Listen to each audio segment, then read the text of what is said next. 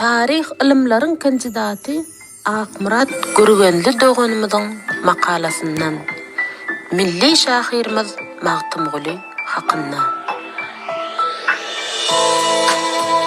Magtymguly, köňle gaýgy getirme. Bu bir iş wagtydyr. Özüňi yitirme.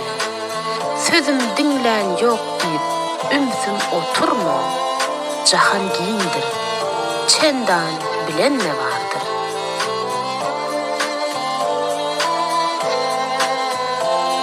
Magtymguly bu bütün türkmen üçin damarlaryna türkmen gany joşýan, çeper sözüň ähli muştaklary üçin iň mähriban, iň gowunçly, buýsançly at. Belli Rus günnegarşynasy Bartoldyň Jaýdar bellişi ýaly bütün Orta Aziýa halklarynyň arasynda diňe türkmenlerde milli şahyr bolupdyr. O da Magtymgulydyr.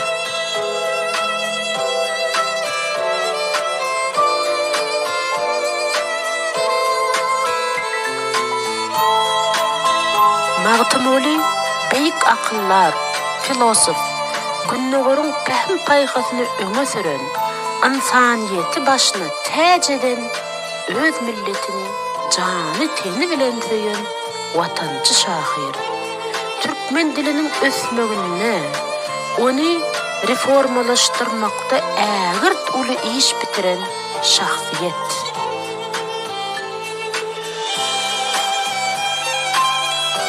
Şahyrymyz Mehmet Veli Keminäniň sözleri bilen aýtsak, Magtymguly edebiyat meýdanynyň orany orup giden şahyr.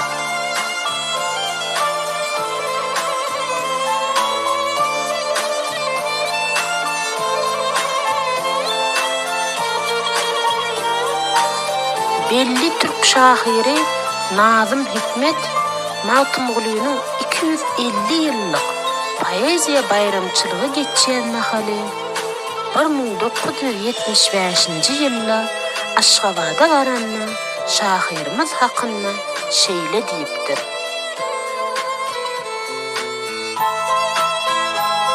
Magtymguly meniň hem şahyrim. Onuň dili meniň hem dilim. Men Magtymgulydan köp zatlar öwrenýärim. Ol meniň de ustadym. Ýöne onuň bir öwreden ullakan zadyny hasam magtasym gelýär. Olla öz halkyň azatlygy üçin göreşmek.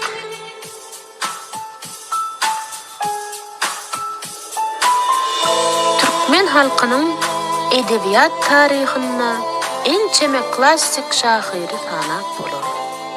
Olardan alim Bertlesson aýdyşy ýaly söz ustady deň taýy bolmadyk Magtymguly birinji orunda durýar. Magtymguly türkmeniň edebiyat hazinasynyň gymmat bahadaşlarynyň biri bolup, ol biziň zamanamyzda täze ýüzüň gaşyny, gözüni ganyşdyrjy şöhlesi bilen dogurdaýar.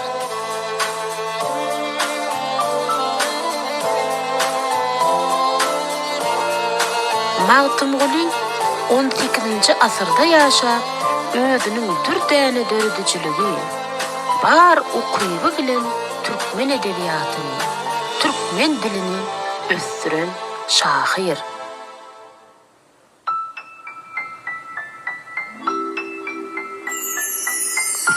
Belli alim Mäti Köseýew aýtmyşlaýyn, türkmen halkynyň wepaly ogly Magtymguly ören kiçi göwünli, saýhally, edepli, salihatly, sypaýy adam bolupdyr. Ol hiç wagtda ulumsylyk etmändir, menmenlik satmandyr. Şöhrata kowalaşmandyr, serpaý üçin köşk şahyry bolmandyr. Ol adam kärçiligiň iň gowy sypatlaryny özünde birleştiripdir.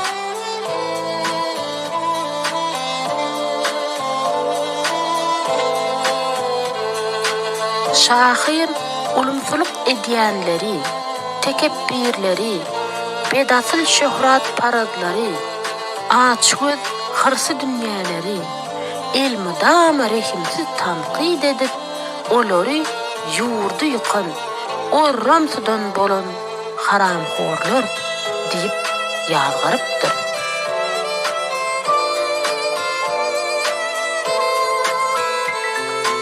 Günnogorun çeperçilik pikirinin ösüş tarihini Türkmenin beyik oğullarının birisi Magtymguly Pıragy öz boluşly şahirany dünyany açdy.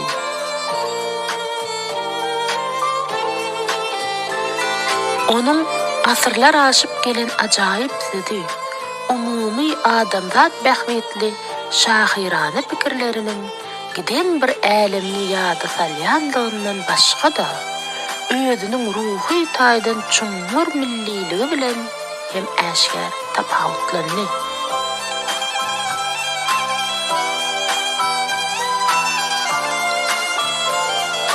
Magtymguly külli Türkmeniň şahiri hükmünde ada wazasy dünýäde bolan şahsiýet.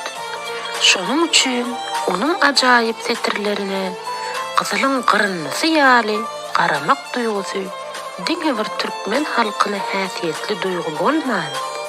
Eýtem, dünýäniň dörli halklaryna mahsus duýga öwrildi.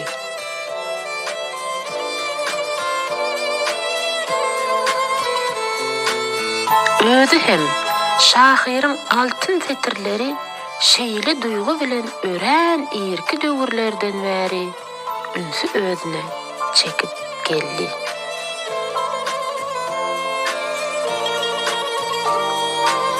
Şoňa görä onuň dana setirlerini birleşdirýän aýra-aýra şygyr diwanlarynyň bir uji Hindistandan çykdy, bir uji meşhur Britan muzeyinden çykdy.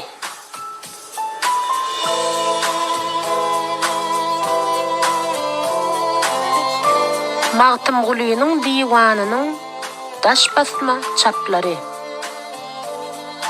Baryp 1842-nji ýylda Polyak alimi Alexander tarapyndan onuň 3 goşgusy Londonda neşir edildi. Ol bu goşgulary 1833-nji ýylda Köpetdağ etrawyna Demirgazy Horasana geçiren syýahaty döwründe ýygnapdyr. Neşir bolan goşgular duza mehmanlar, galmadlar, sil galmaz. Şeýle de şahira deýişli bolan yaraşmaz, olmaz, ýaly şygyrlary kemine we aýdyň deregedli diýen şahirlaryň eseri diýip görkezipdir.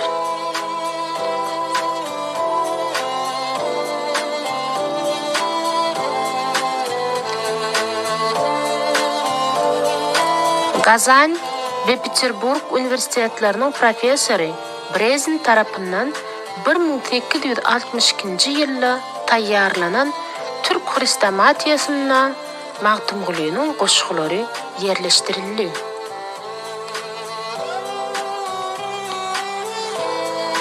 Otuzdan gowrak goşgusy bolan belli Wenger alimi Budapest üniversitetiniň profesörü Van Berry'nin tagallasy bilen 1879-njy ýylda Leipzig'de neşir edildi.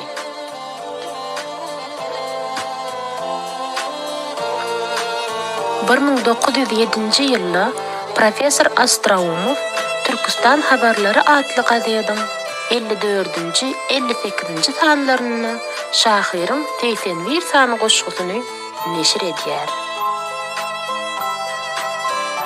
Astraumov şol ýylda Arifjananyň litografiýasyny 32 tohum kıssasy we Magtymguly eserini çap etdirýär. Bu kitap 1911-nji ýylda Marly kitap söwdegäri Mirzahid Mir-Syddykogly tarapyndan 2000 nusgada neşir edilýär. 1911-nji ýylda Astraumov Magtymgulynyň goşgularyny ýörüýte bir kitapça hökmünde Arap elifbiýine Taşkentde neşir edýär. Şahyryň goşgular ýygnysy Stavropol, Ufa, Kazan, Simferopol, Orenburg we Xiva ýaly şäherlerde çap edilipdir.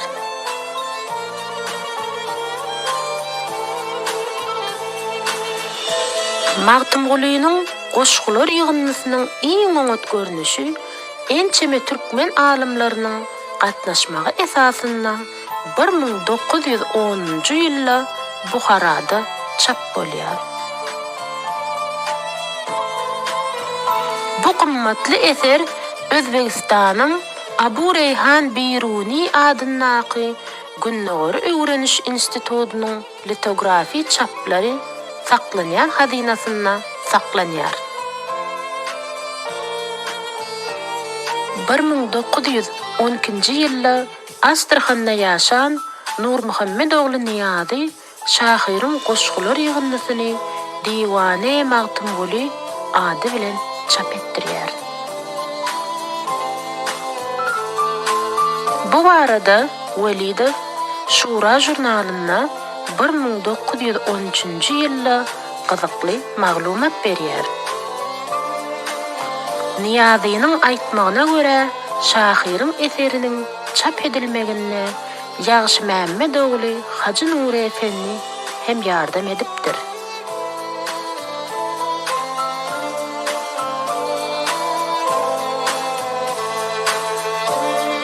Bir 1914-nji ýylda Esengulda ýaşap öten Gurbanberdi Gurgeni öz harajaty bilen Azadynyň Behişt namasy we Diwane Magtymgulyny neşir edýär.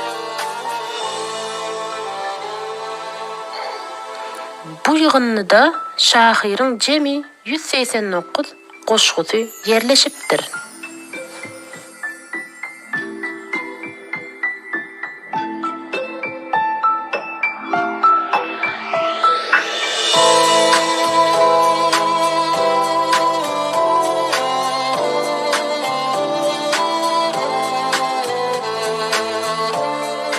Türkistan ýygnysy atly eseriň 422-nji tomynyň 125-nji, 135-nji we 446-njy tomynyň 65-nji sahypasynda Mejüv tarapyndan Şahyryň 78 sany goşgusy çap bolupdyr.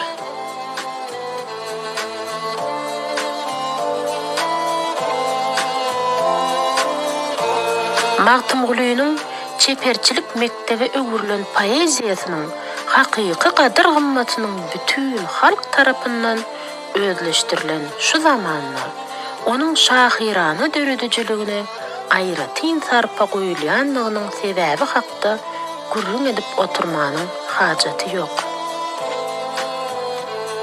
Diňe bir zat ýörüýte nykdamagy diýýär. Magtymgulynyň hem de onun döredüjilik mektebine geçen klassik şahyrlarymyzyň ajaýyp mirasyna goýulýan hormat we sarpa munyň aýdyn şaýadydyr.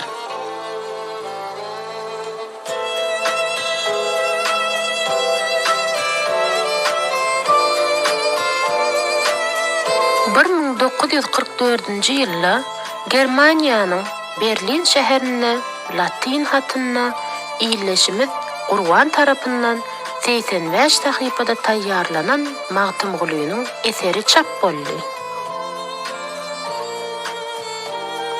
Eseri Türkistanyň azatlygy uğrunda atly gurama çap edipdir.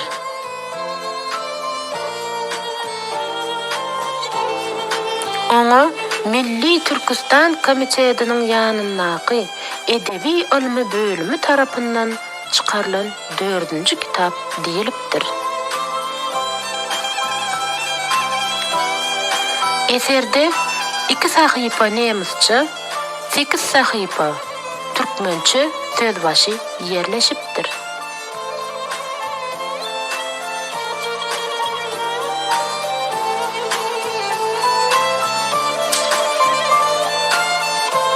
Söz başında şeýle diýilipdir.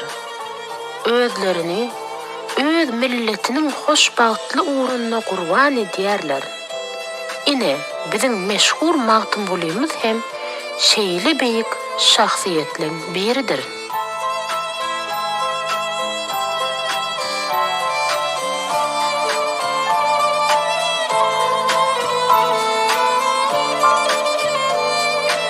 Eseri çap etmäge tagalla eden iýleşimiz Qur'an hakynda şeýle maglumat bar.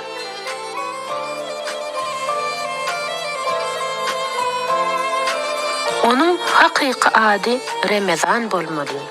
Ol gyzlar batly göýekleňlerden.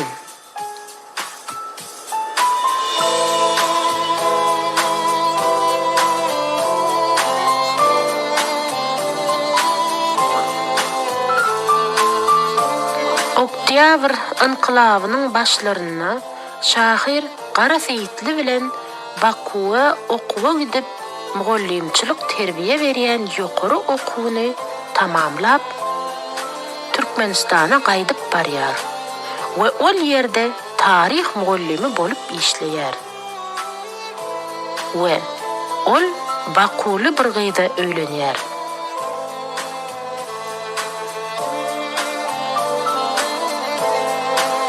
İkinci Jahan uruşu başlanynda fronta ýollanylýar we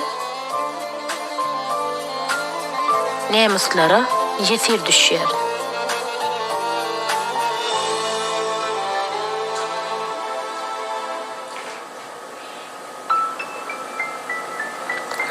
Qur'an Germaniýada döredilen Türkistany azad ediş komitede agza edilip alınýar. We baryp 1944-nji ýylda faşistlaryň dünýä gan çaýkan döwründe Magtymgulynyň eserini çap etdirmäge başlaýar.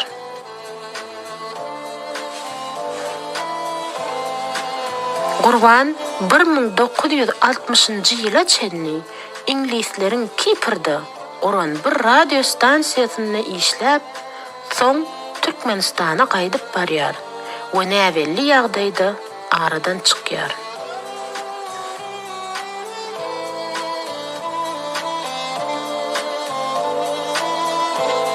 Magtymgulynyň goşgulary Türkmenistana, Eýrana we Awganystana gaýta-gaýta çap edildi.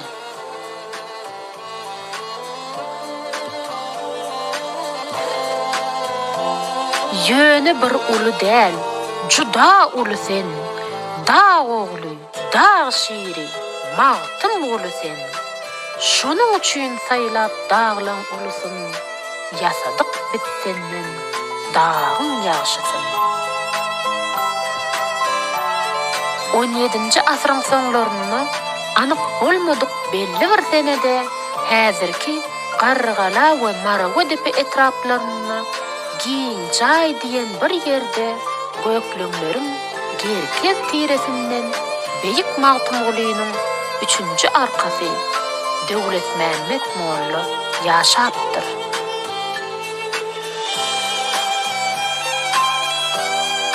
Ondan takminan 1654-nji ýylda Magtymguly diýen perzent dünýä inýär.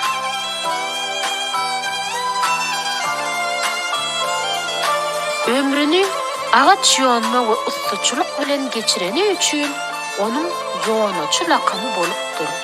Ol az oglyk şygyr hem aýdypdyr.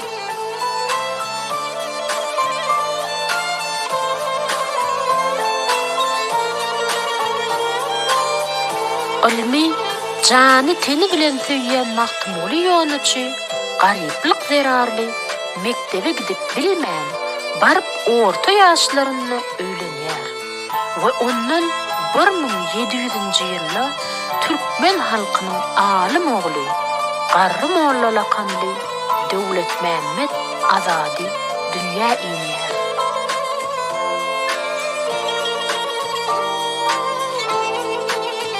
Döwletmänmet ilkinji okuwyny Owada tamamlap, ýokary ilim almak üçin Hywa gidýär we bir näçe ýyldan soň uly alim bolup piyirlerinden ak pata alıp gerkede öwürlüp ol yerde mektep açýar.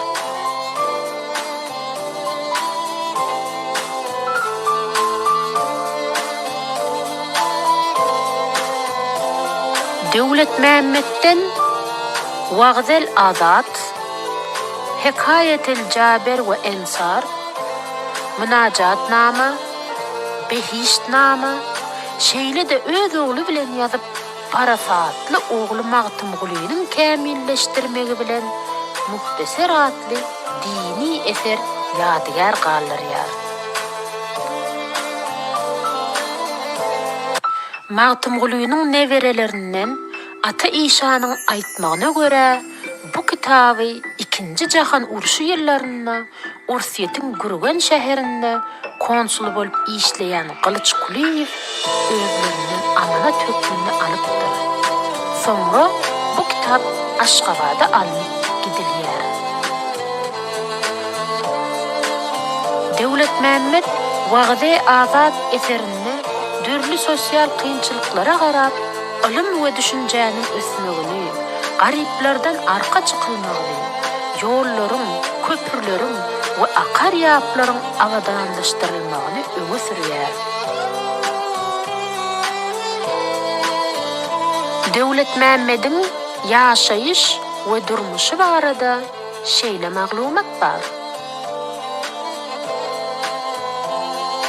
Azadyň Oradgul diýen aýalyndan Abdullah, Muhammed Sapa, Magtymguly, Seyit, Gahirguly, Gulço, Zübeyde, Hurma we Oradgul bolýar. Abdullah bilen Muhammed Sapa ýaş wagtlarynda Çowdurhan bilen Ahmet Şah Durrana kömek bermek üçin Seweşe gidip gaýdyp gelmeýär.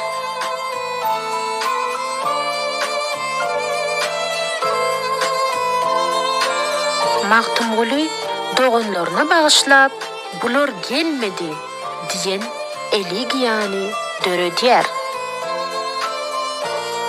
Döwlet Mämmediň Gahirguly diýen oglundan Garaja Molla, Garaja Molladan Burre Molla, ondan Anna Gurwan Ahun, ondan Nazar Mämmed Işan, ondan Anna Gurwan Işan, ondan Gara Işan, ondan Magtymguly häzir Türkmen sehranyň Jergelan bölgesiniň gerke dogusynda ýaşaýar. Hurmadan bolsa şahir, Gurwan Nurdy delili dünýä inýär. Döwlet Mämmed Azady 1760-njy ýylda fani dünýäden baky dünýä göç edýär.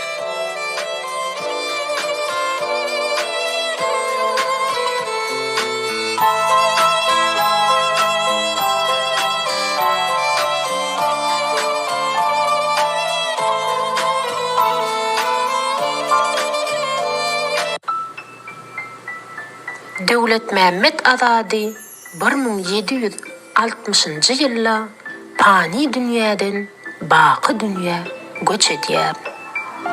Magtymguly atamyň diýen goşgusynda bu waka barada şeýle diýipdir. 60 ýaşda Nowruz güni, low ýyly, tustu ajal, ýolun tuttu atamyň. Bu dünýäniň işi beylemiş belli. Ömrünün tanapını kesti atam. Belli bolan maglumatlara göre Türkmenin görnükli şahiri Magtymguly Pragy 1733-njy ýylda ýagty jahana inip takminan 1790-njy ýylda Marawy depäniň Awasary diýen çeşmäniň kenarynda aradan çykyp Akdokoýda atasynyň ýanyna jaýlanypdyr.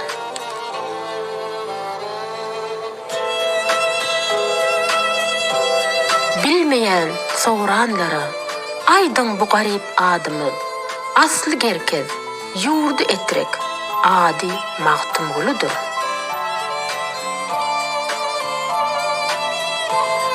belli Wenger alymynyň 1863-njy ýylyň 13-nji aprelinde Kümüştepede bolanlygyny we onuň Gyzyl Ahun lakamly Murat diýen türkmen alymy bilen tanyş bolanlygyny bilýäris. Gyzyl Ahun hakynda Van beri şeýle ýazypdyr. Gün-günden adamlar bilen gatnaşygyň köpelýärdi. Sözleri geçýänleri tanşyp boldy. Olardan iň möhimi hem köp peýdasy ýeten Gyzyl Ahun lakamly Muratdy.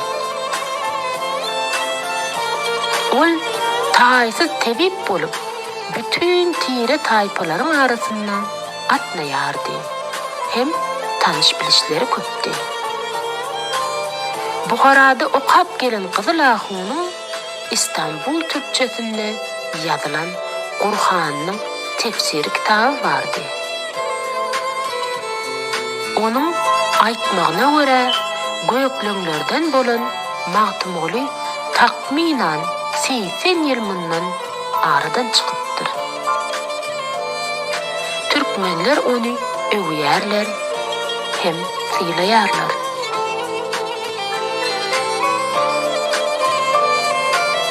Alim adam bolan hem de Buharada okan Gyzyl Ahunyň sözleri anamly bolup görünýär. Alaytada şol döwürde Hywa bilen Etrek gurban arasyndaky esasy gatnaw ýoly Balkan bolupdyr. Şol esasda şahir baradaky habar ilki bilen bu ýerlere ýaýran bolmaly. Egerde 1863-den 80-ni aýyrsak, Magtymgulynyň aradan çykan ýyly 1783-nji ýyla gabat gelýär.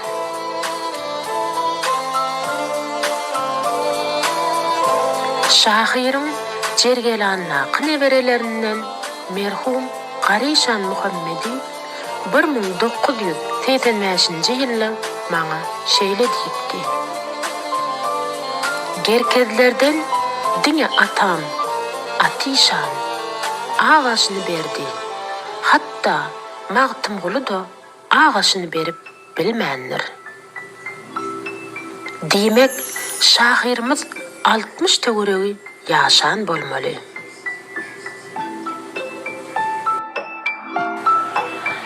Magtymguly başlangyç ilmi atasyndan alýar.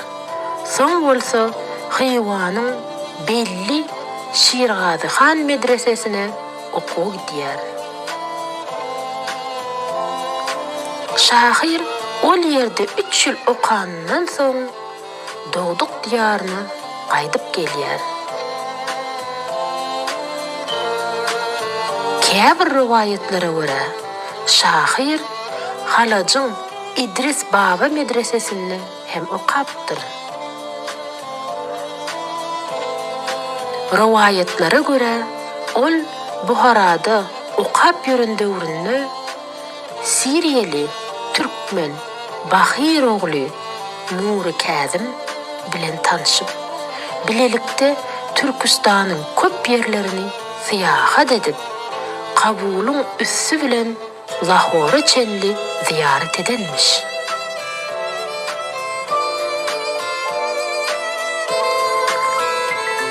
Şahyryň ilkinji kuwwat tapyp gazal aýtmaga başlamagy göýe 9 ýaşyndan Turgullydylar goşgusy bilen başlanan eken.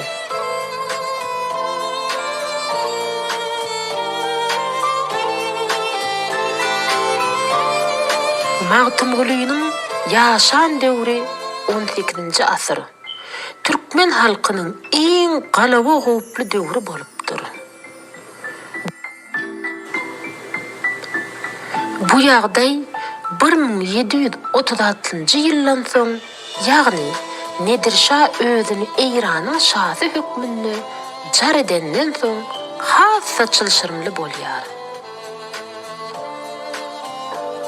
Nedir tagta geçenden soň Guduz açan ýaly goňşy halklaryň üstüne gan nöküşli çoduşlar edýär.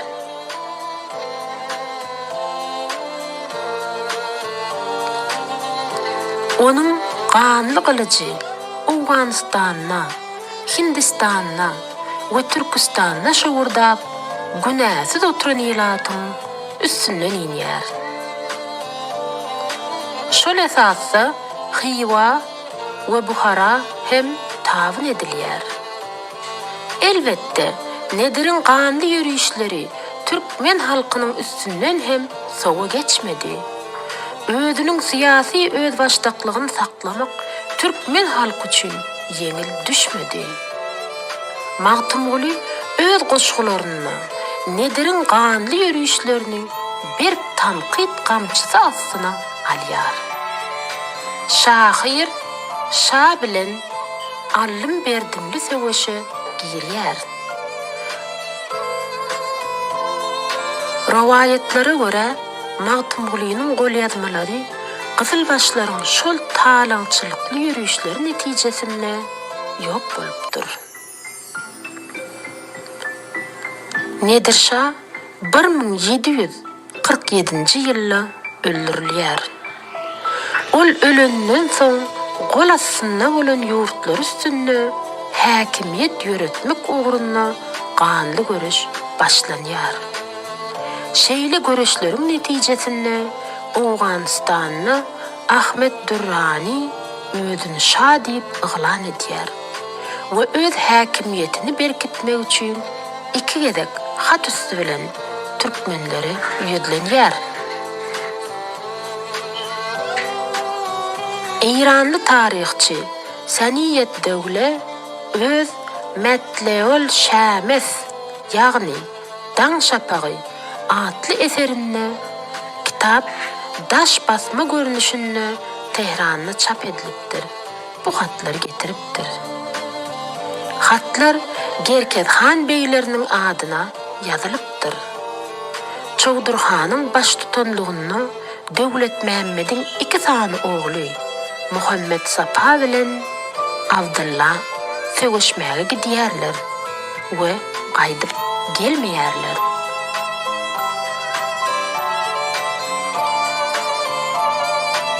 Magtymguly atasyndan ruhsat diläp doganlarynyň gözlegine çykmakçy bolýar.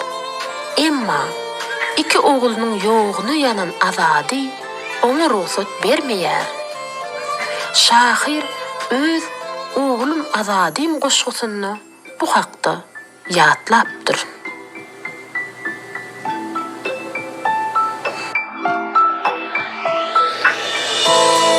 Magtymguly ýaşlygyndan daýdasynyň gyýdy meňle aşyk bolýar. Aýdylşyna görä meňliğiniň hakyky ady Ýanybek bolup, Magtymguly ışık syryny ile ýaýmajak bolup, onuň adyny meňli diýip tutupdyr. Meňli ýagny Ýanybek Medep Pelwanyň gyýdy eken.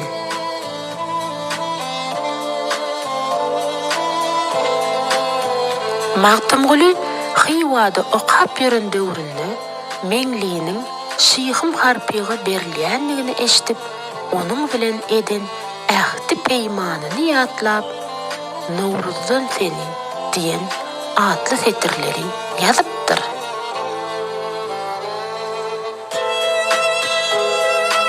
Rawayetlere göre şahyr göýe uruşda wepat bolan agasynyň aýaly yeňesine öýlenenmiş. Ýöne munyň beýle bolup bilmejegini aýdýanlaram bar. Sebäbi İslam dininiň ähdi kadalaryny oňat bilýän Döwlet Mämmed giden oglundan dolu habar gelýänçe onuň maşgalasyny beýleki ogluny nikalap bermez.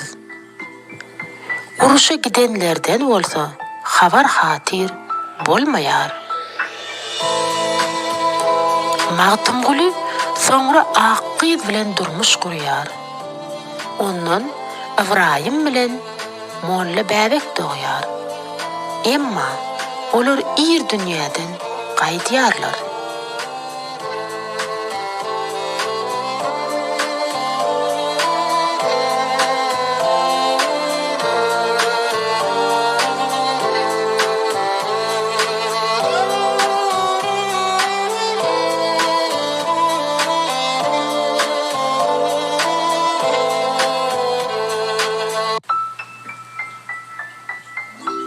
Şahyryň ady hem lakamy barada bir kelam agyz söz.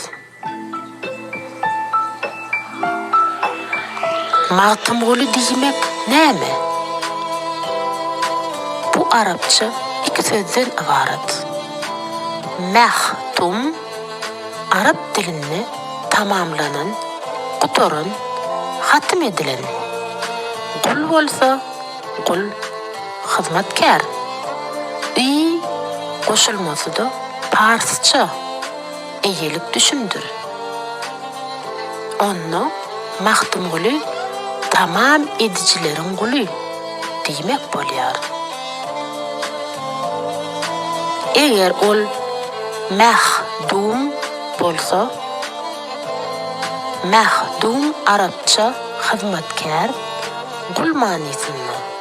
Onu mahtumguly gullar guly bolýar.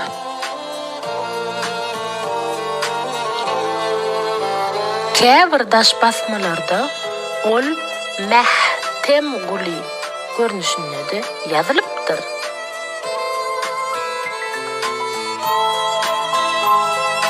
Bu söziň manysy anyk däl.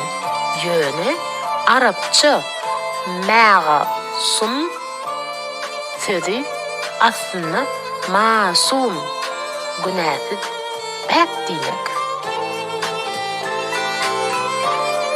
Şahyryň öz goly bilen ýazan ýekeji sözi de bize ma'lum bolmansoň, bu barada belli bir zat aýtmak mümkin däl. Düşündürüşler diňe çaklama bolup galýar.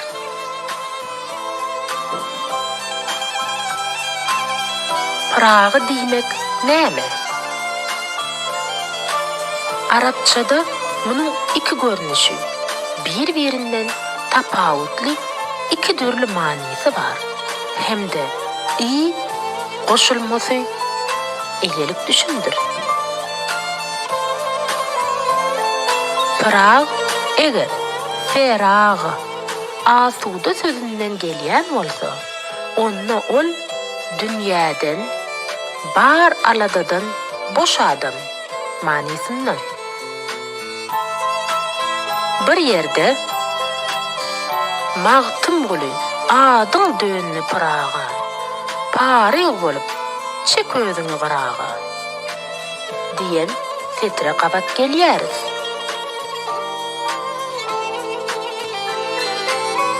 Eger pragy, fırağı, aýralyk, hicran manisyna bolsa, onu şahyr ýaryndan, doganlaryndan ýa-da atasy azadydan aýrylany, daşlaşany sebäpli bu lakamy alan bolmaly.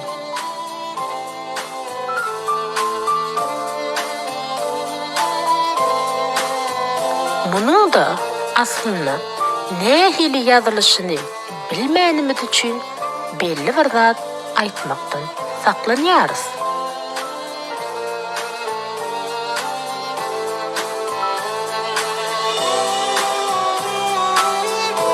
Göreşçeň şahyr. Magtymguly türkmen tireleriniň hemmesi üçin deň derejede kymmatly görülýän we umumy milli şahyr hasaplanýar. Akademik Kremiski.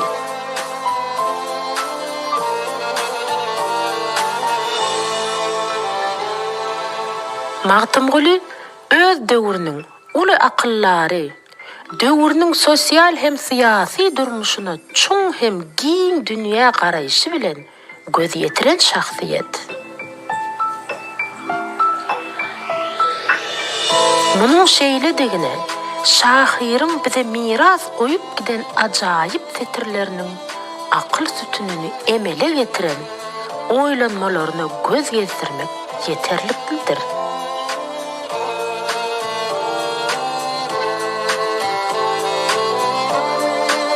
Şair Türkmen halkının siyasi durmuşunu yüze çıkan ağır şertlerine çeper analiz vermek bilen bu ýagdaýdan diýinmagyň ýoluny agtarýar.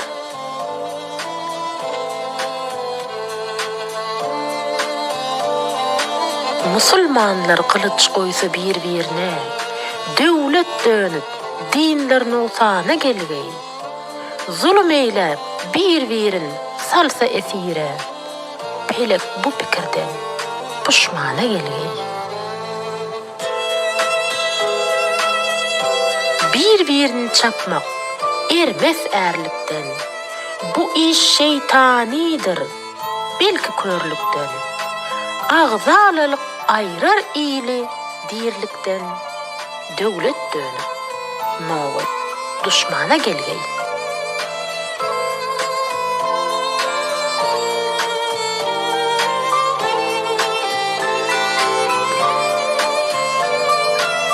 Bu setirlerde öňe sürülen pikre, gönden göni, beýik şahyryň öz döwrüniň syýasy guruluşyny analizlemek netijesinde orta goýan jemgyýetçilik syýasy ähmiýetli açyşy hökmüne baha vermek dogry bolar.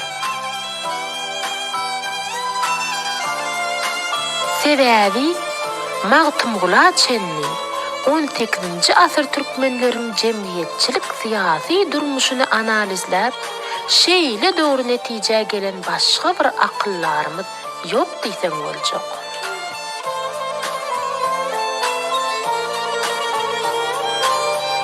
Şair Türkmen halkynyň syýasy durmuşda düşen kyn şertini, düýp sebäbini daşardan awanyp gelýän howplardan başga tire taýpalaryň arasynda agzalylykdan görýär. Has takygy şair öz kalbyny lerzany salan bu aýylganç hakykaty düýp teýkary bilen ýazgarýar. Ul pähmdar tire taýpa duşmançylygynyň mewjud döwründe munyň türkmen halkynyň ykbalyny ýitmez tagma bolup duranlygyny aýdym göz ýetirýär. Derdim bar diyarımdan döwrümden, hayır kaysy, ihsan kaysy bilinmez. Zalimlaryň jepasyndan, jevrinden, islam kaysy, iman kaysy bilinmez. Hakykatdan hem öz doğduk diýarynyň derdi, ýaşan döwrüniň derdi, hut şahyryň öz derdi bolupdyr. Sebäbi Magtymguly öz ülkesiniň, öz zamanasynyň agysyny aglan şahyr.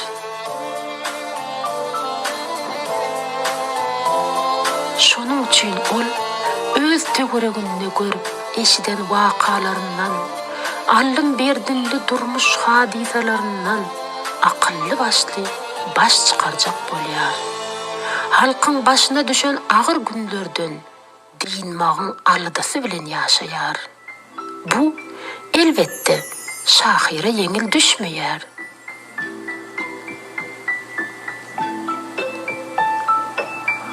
Ol agyr oýlardan soň özüniň çykalga tapman kösenýänligini, umytdan düşüp aljyrap oturanlygyny gizlejek bolmaýar. Türkmen topragyny daşarky düşmanlaryň talaňçylykly çoduşlarynyň dowam edýän döwründe tire taýpalaryň özara oňuşman, bir-birini çapyp ýörmeginiň hakykatyny şahyr ölüm bilen deňeýär.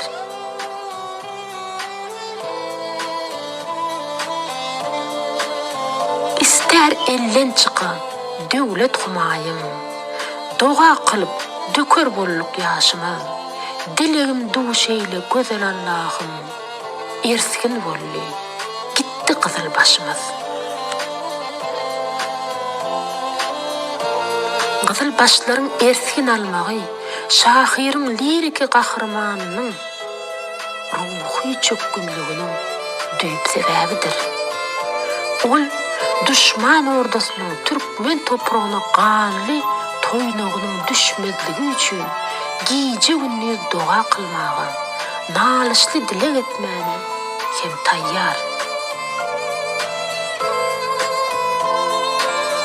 Hızırt geden çöllü iyiler yayılsın, yurt binamız qayyum olsun, koyulsun. Çillemez nerleriniz barça ayılsın, bir supradu eda olsun aşımız.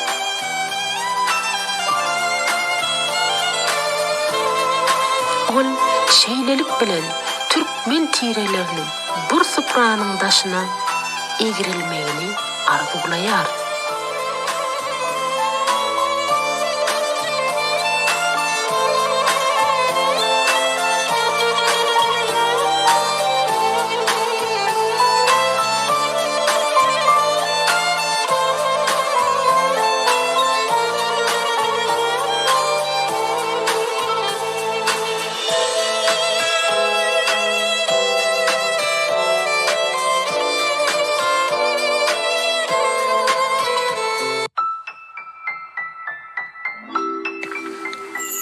Ol şeylelik bilen Türkmen tirelerinin bir supranın daşına egrilmegini arzulayar.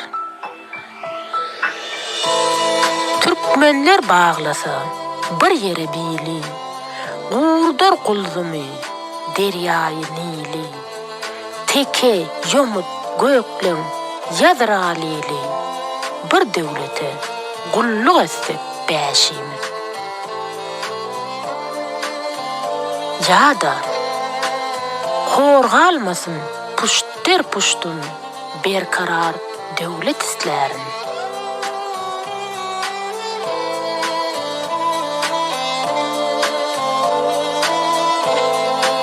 Şahir öz öňe süren ideýasynyň Türkmenler bir millet hökmünde yaşamaly mı? Ya da yaşamaly dälmi diýilýän heyhatly döwür bilen baglydygyny noktaýar. Şoňa görä şahirin jandan sızdyryp gaýtaladygy ýaly Türkmen tire taýpalarynyň birligi, jan gerekmi bıçak döwüriniň öňe çykaran talaby.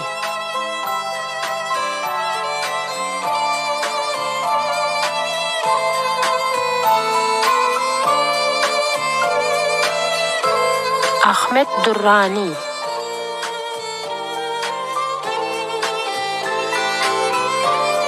Ahmet Durrani 1754-nji ýylyň 28-nji martynda Göklenleri 2-nji hatyny ýazypdyr.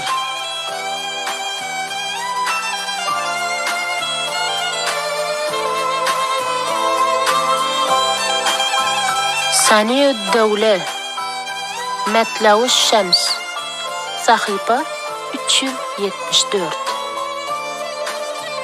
Onun mazmunu merhemetli ve ulu dereceli Muhammed Veli Han, Adna Alıç Han, Dodurga, Günnogdi, Çalışkan, Hoca Nefes Öňbeyi,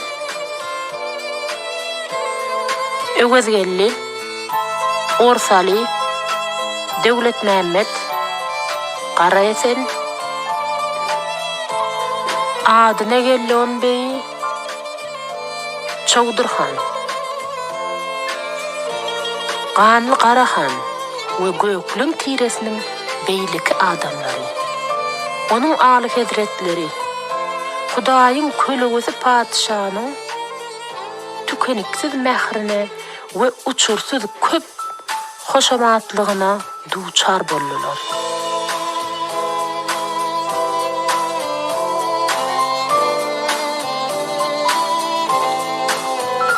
Sizin merhemetli adamlaryňyz öz goşun saraýyna, ýagny Ahmet Şanyň saraýyna gelenne onun nurani hedretlerine kömek hakkında aydanları üçün, onu cevap hükmünde yurdun hükümdarının buyruk çıkaranı üçün, sizin her biriniz hükmanı suratda kömek berersiniz. Musulman dini uğrunda görüşen, qaramağınızdaki adamların üstünü yetirip, olary söwüşe tayyar edip saklarsınız. Biz hem olary kış wagty guturup, Nowruz bayramçylygyny bellenenden soň yerine yetirilmesi hükman bolan buyruk çıkaryp çağırarız. Häzir bahar pasly geleni üçün yakyn günlerde onun âli hedretleri Eýrany basyp almak üçün görüşe uğrayar.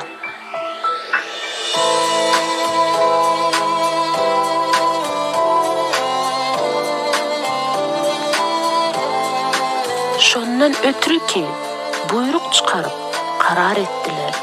Yani sizin merhametli adamlarınız öz qaramağınnaky eskerleri bilen koşun sarayına tarap uğrasınlar ve uğrayacak wagtyny, ýagdaýyny görkezip çapardan hat göndersinler.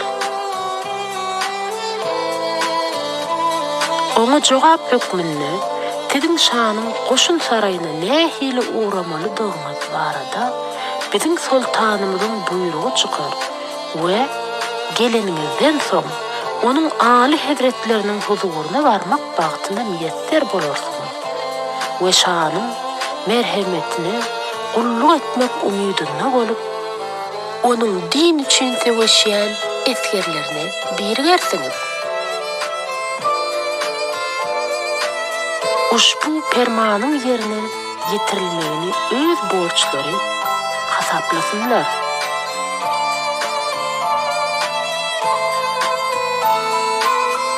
Magtymgulynyň Kemalhan Oğan diýen şahsiýeti Ahmadhan Durrani.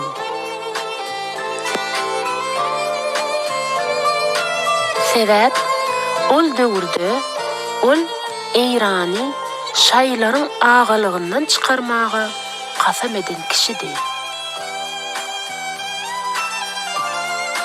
Bu waka şaý mezhebine eýerip goňşy ülkelere talaňçylykly ýörüş geçirýän gyzyl başlaryň çympytrak bolmak arzuwyndan gelip çykýar.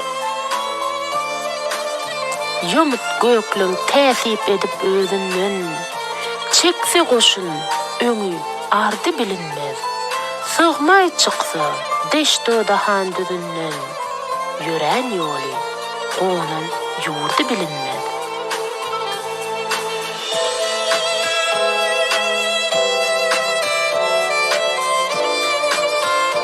Min naýda wazy bardyr nökerdin, 4000 pillary bar gala ýykardan, teke salar ýürüş etse ýokurdun, öňünde çömüç kefek gerdi bilinmez.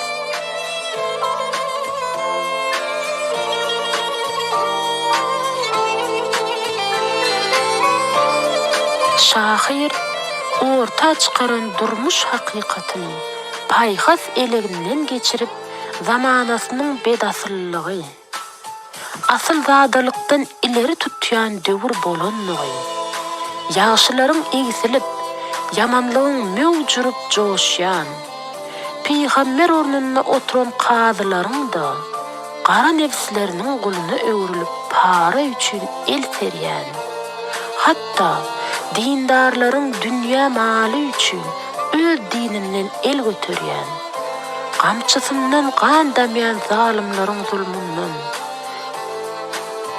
garip fukaranyň horlanýan, ejir çekýän, asylsyz beýlere döwran dolanyp, şunluk haramlygyň artan zamanysy bolanlygyny we şol zamanyň pessat bolanyny ýazyp, pandan baqaýa gitmeli bolýanlygy üçin gussal oýlaryň gerdabyndan çykyp bilmeýär. Döwrüň kemçiliklerini düzetmek üçin şahyr çäre agtarýar. Bakın bu eyyami, görün gerdişi. Bahire zulmetmek, zalimin işi. Hak yoluna doğru giden dervişi koymadılar öz haline yatmağa.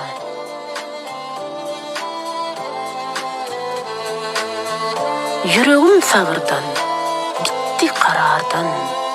Yaman iştir boğaz bolmak erden. Bidara gelip men şeyledi yardan. Cür bolup men başım alıp gitmeye. Milli şahirin medeni mirasını öğrenmek.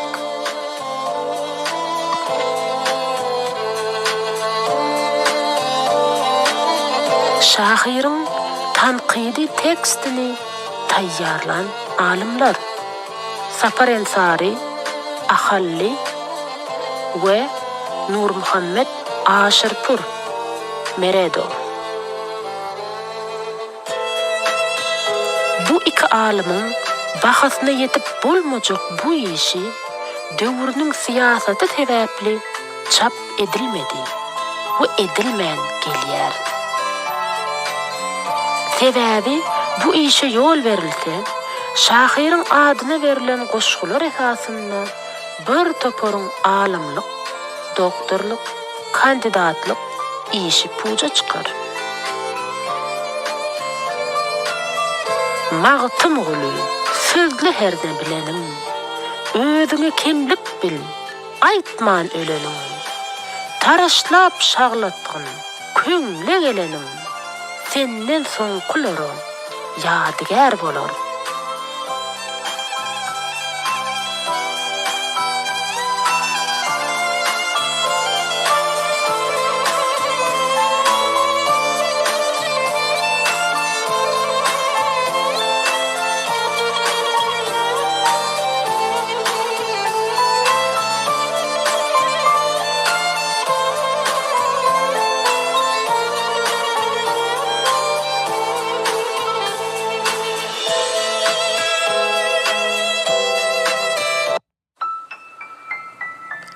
Tarih ilimlerin kandidatı Akmurat Gürgenli Doğanımızın makalasından Milli şahirimiz Mağtım Gülü hakkında. Mağtım Gülü köňle gaýgy getirme. Bu bir iş wagtydyr. Özüňi yitirme. Sözüm dinlän ýok diýip ümsün oturma. Jahan giýindir. Çendan bilen ne vardır?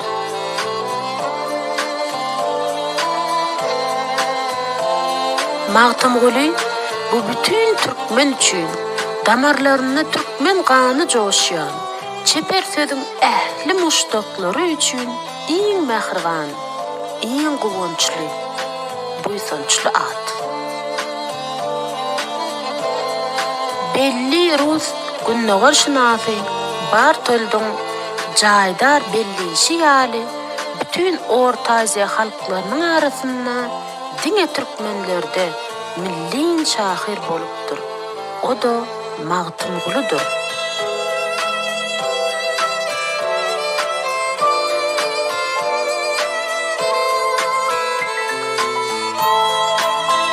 Mağtım Gülü beýik akyllar, filosof, günnegerin pähm paýhasyny öňe süren, insaniyeti başına täç eden, öz milletini jany teni bilen söýen watançy şahir. Türkmen dilinin ösmegine, onu reformalaştırmakta ägirt uly iş bitiren şahsiyet.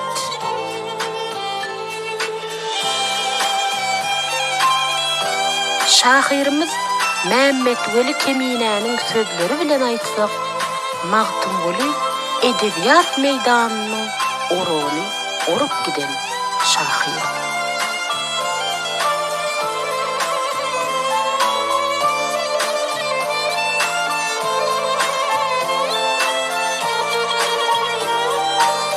Belli Türk şahiri Nazım Hikmet Mağtım Gülü'nün 250 yıllık poeziya bayramçılığı geçen mahaly 1975-nji ýylda Aşgabada baranny şahyrymyz hakynda şeýle diýipdir.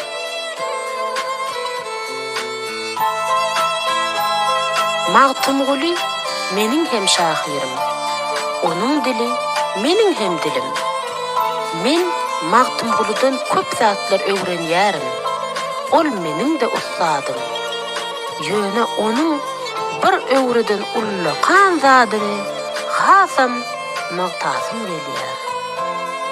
Olla öz halkyň azatlygy üçin göreşmek.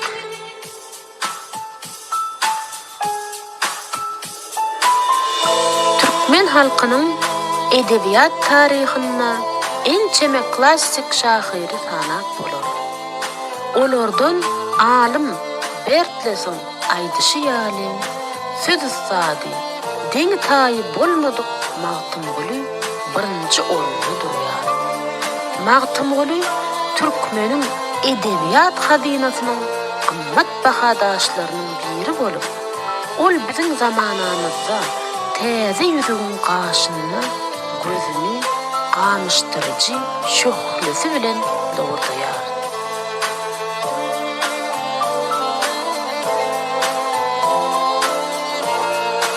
Magtymguly 18-nji asyrda ýaşap, özüniň dürdäne döredijiligi, bar ukyby bilen türkmen edebiýatyny, türkmen dilini ösdüren şahyr.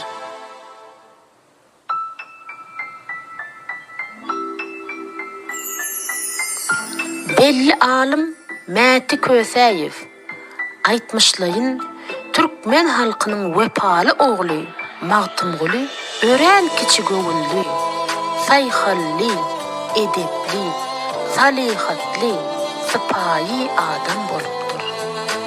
Ol hiç wagtda ulumsuluk etmändir, menmenlik satmandyr. Şöhrata kowalaşmandyr, serpaý üçin köşk şahyry bolmandyr. Ol adamkärçiligiň iň gowy sypatlaryny özünde birleştiripdir.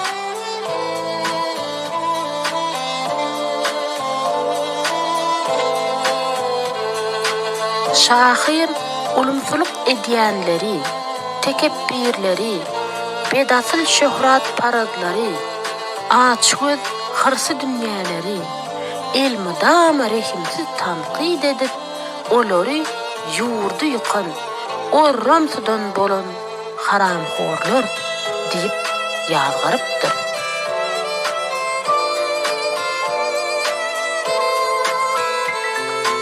Günnögörüň çeperçilik pikiriniň ösüş taryhyny türkmeniň beýik ogullarynyň birisi Magtymguly Pragy öz boluşly şahyrany dünýäni açdy.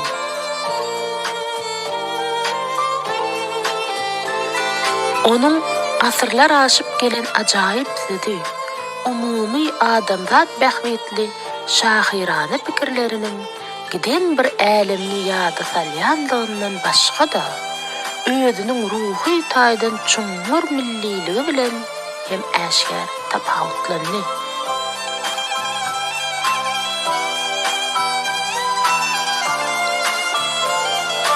Magtymguly külli türkmeniň şahyry hükmünde ada-wadasy dünýäde bolan şahsiýet. Şonuň üçin onuň ajaýyp setirlerine gyzylyň gyrnysy ýaly garamak duýgusy diňe bir türkmen halkyna häsiýetli duýgu bolman. Eýtem, dünýäniň dörli halklaryna mahsus duýga öwrildi.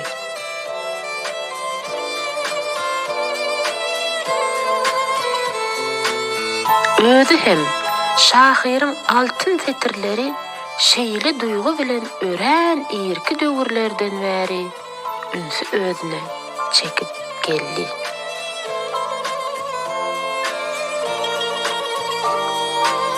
Şoňa görä onuň dana setirlerini birleşdirýän aýra-aýra şygyr diwanlarynyň bir uji Hindistandan çyksa, bir uji meşhur Britan muzeyinden çykdy.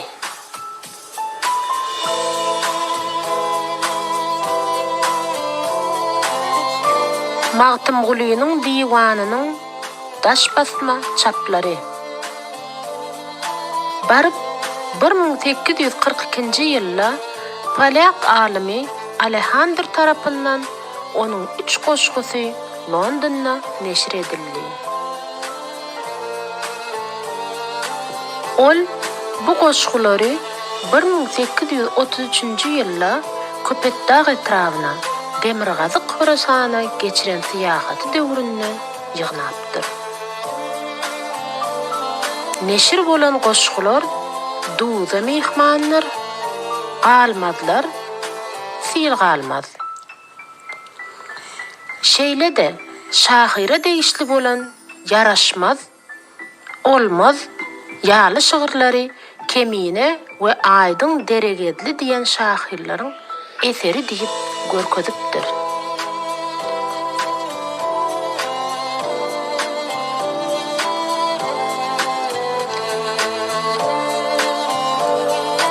Kazan ve Peterburg üniversitetlerinin profesörü Brezin tarapından 1862-nji ýylda taýýarlanan Türk Hristomatiyasynda Magtymgulynyň goşgulary yerleşdirildi.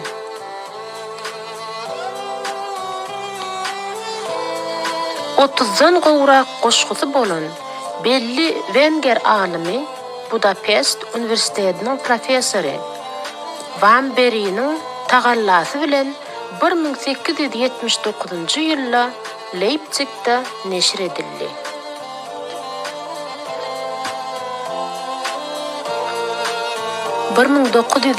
ýylda Profesor Astraumov Türkistan Habarlary adly gazetyň 54-nji 58-nji sanlaryny şahyryň 81 sany goşgusyny neşir edýär.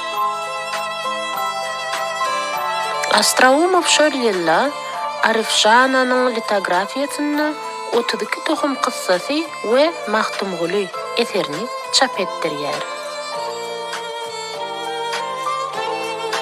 Bu kitap 1911-nji ýylda Marly kitap söwdegäri Mirzahid Mir Sıddıkoğlu tarapyndan 2000 nusxada neşir edilýär. 1911-nji ýylda Astraumov Magtymgulynyň goşgularyny ýörüýte bir kitapça hökmünde Arap elipbiýinde Taşkentde neşir edýär. Şahyryň goşgular ýygnysy Stavropol, Ufa, Kazan, Simferopol, Orenburg we Xiva ýaly şäherlerde çap edilipdir.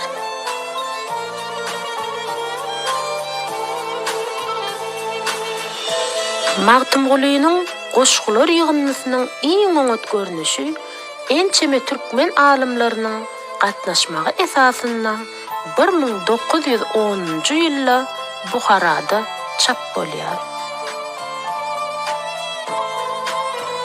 Bu gymmatly eser Özbegistanyň Abu Reyhan Biruni adyndaky Günnögür Öwreniş institutynyň litografi çaplary saklanýan hazinasynda saklanýar.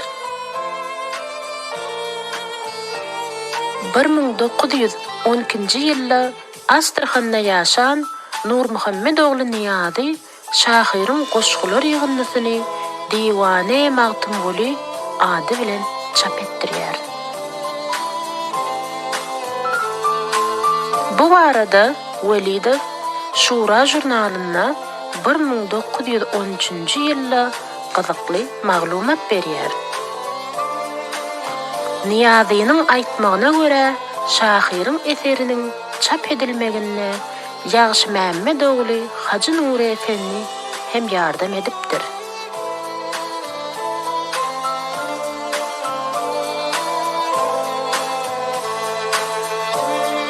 Bir 1914-nji ýylda Esengulda ýaşap öten Gurbanberdi Gürgeni öz harajaty bilen Azadynyň Behişt namasy we Diwane Magtymgulyny neşir edýär. Bu ýygynda şahyryň jemi 189 goşgusy yerleşipdir.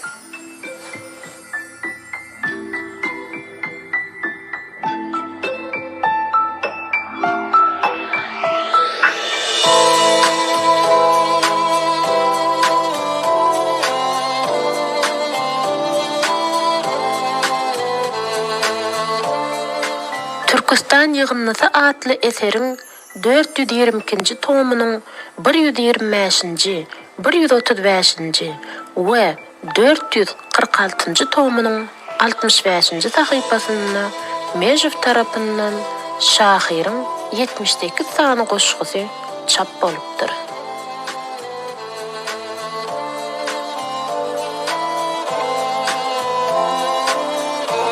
Magtymgulynyň çeperçilik mektebi öwürlen poeziýasynyň hakyky gadyr gymmatynyň bütün halk tarapyndan özleşdirilen şu zamanda onuň şahyrany döredüjiligine aýra tin sarpa goýulýanlygynyň sebäbi hakda gurrun edip oturmanyň hajaty ýok.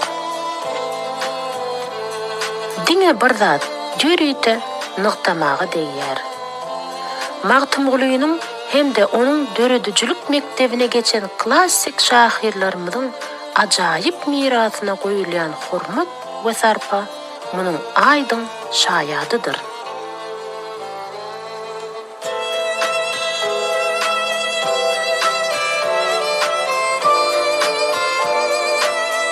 Bir 1944-nji ýylda Germaniýanyň Berlin şäherine latin hatyna ýyleşimi Urwan tarapyndan 85 sahypada taýýarlanan Magtymgulynyň eseri çap boldy. Eseri Türkistanyň azatlygy uğruna atly guramy çap edipdir.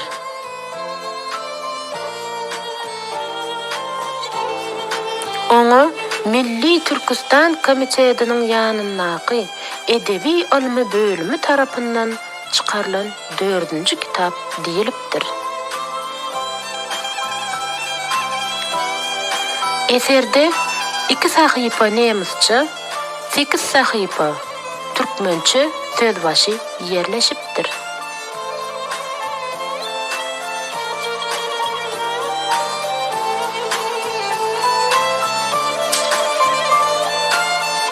Söz başynda şeýle diýilipdir. Özlerini, öz milletiniň hoşbagtly uğruna gurban edýärler. Ine biziň meşhur Magtymgulymyz hem şeýle beýik şahsiýetleň biridir.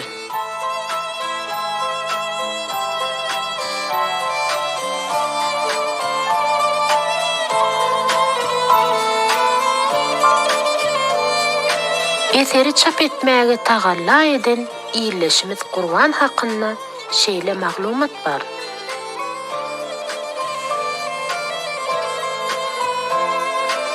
Onuň hakyky ady Ramazan bolmaly. Ol gyzlarbatly göýekleňlerden.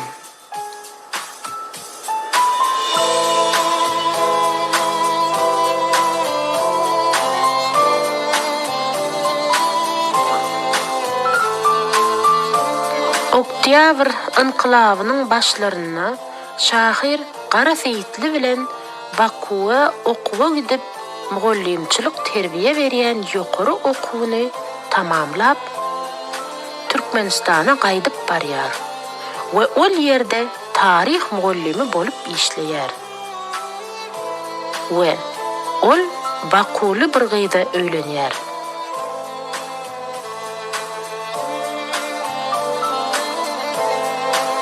İkinci Jahan uruşy başlananyna fronta ýollanylýar we nemislara ýetir düşýär.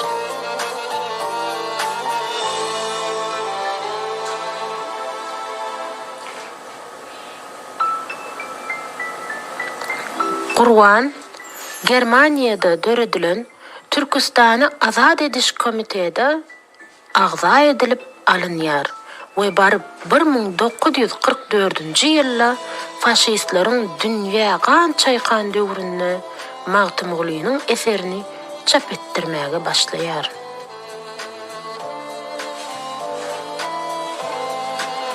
Gurban 1960-njy ýyla çenli inglisleriň Kiprda oran bir radio stansiýasynda işläp, soň Türkmenistana gaýdyp barýar. We näwelli ýagdaýda aradan çykýar.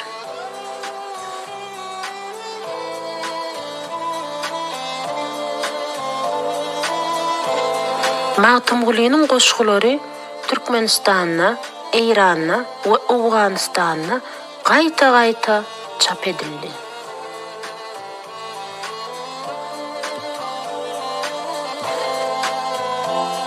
Ýöne bir uly däl, juda uly sen, dağ ogly, dağ şiiri, magtym uly sen. Şonuň üçin saýlap dağlaň ulysyn, ýasadyk biz senden, dağın ýaşysyn. 17-nji asyryň soňlaryna anyk bolmadyk belli bir senede häzirki Garrygala we Marawa depe etraplaryna giň jaý diýen bir ýerde gökleňleriň gerkek tiresinden beýik Magtymgulynyň 3-nji arkasy Döwletmämmet Molla ýaşapdyr.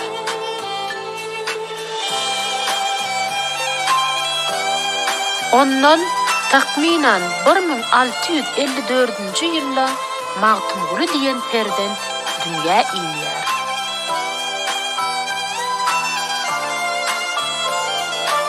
Ömrüni agaç ýonma we ustaçylyk bilen geçireni üçin onuň ýonaçy lakamy bolupdyr. Ol az ogluk şygyr hem aýdypdyr.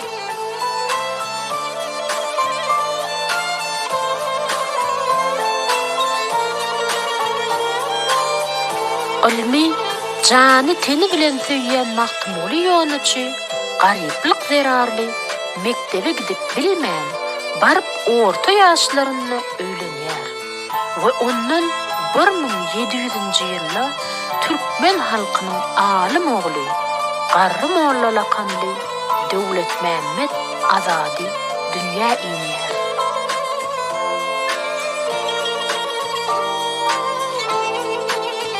Döwletmämmet ilkinji okuwyny Owada tamamlap, ýokary ilim almak üçin Hywa gidýär we bir näçe ýyldan soň uly alim bolup, pirlerinden ak pata alyp, gerkede öwürilip, ol ýerde mektep açýar.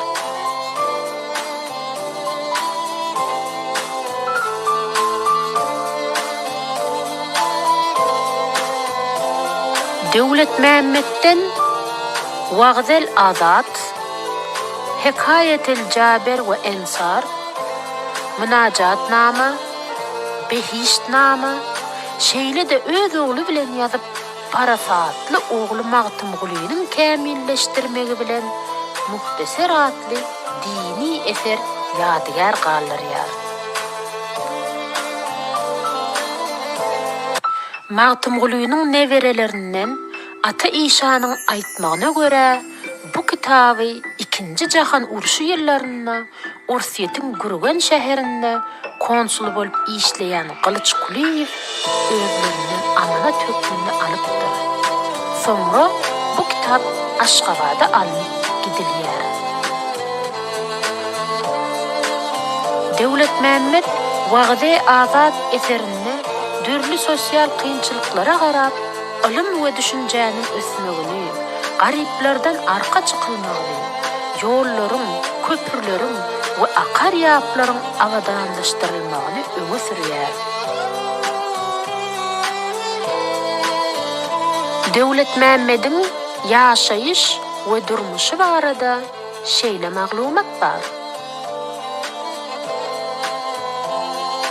Azadyň Oradgul diýen aýalyndan Abdulla, Muhammed Sapa, Magtymguly, Seyit, Gahirguly, Gulço, Zübeyde, Hurma we Oradgul bolýar. Abdulla bilen Muhammed Sapa ýaş wagtlaryna Çowdurhan bilen Ahmet Şah Durrana kömek bermek üçin söwüşe gidip gaýdyp gelmeýär.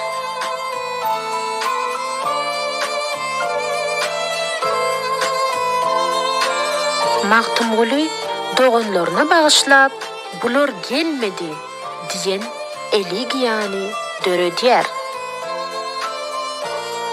Döwletmämmediň Gahirguly diýen oglundan Garaja Molla, Garaja Molladan Bürre Molla, ondan Anna Gurwan ahun, Ondan Nazar Mehmet işan, ondan Anna Gurwan işan, ondan Qara işan, ondan Magtym Guli häzir Türkmen sehranyň Jergelan bölgesiniň gerke dowasynda ýaşaýar.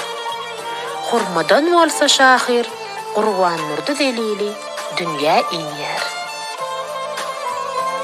Döwlet Mehmet Azady 1760-njy ýylda fani dünýäden baky dünýä göç edýär.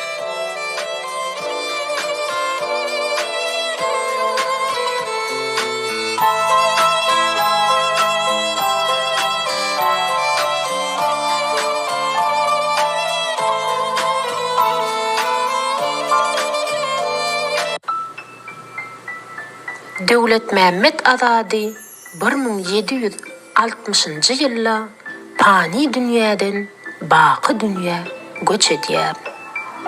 Magtym Guly atamyň diýen goşgusynda bu waka barada şeýle diýipdir. 60 ýaşda Nowruz güni low ýyly tustu ajal ýolun tuttu atamyň bu dünýäniň işi beylemiş belli ömrünün tanapyn kesti atam. Belli bolan maglumatlara göre Türkmeniň görnükli şahyry Magtym Guly Pragy 1733-njy ýylda ýagty jahana inip takminan 1790-njy ýylda Marawy depäniň Awasary diýen çeşmäniň kenarynda aradan çykyp Akdokoýda atasynyň ýanyna jaýlanypdyr.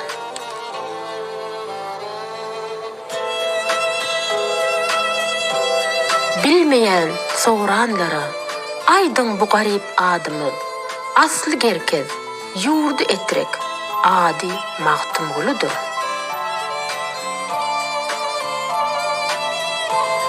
Belli Wenger alymynyň 1863-njy ýylyň 13-njy aprelinde Kümüştepede bolanlygyny we onuň Gyzylahun lakamly Murat diýen türkmen alimy bilen tanış bolanlygyny bilýäris.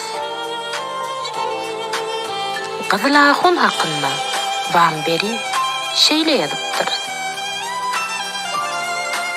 Gün-günden adamlar bilen gatnaşygyň köpelýärdi. Sözleri geçýänleri tanışyp boldy.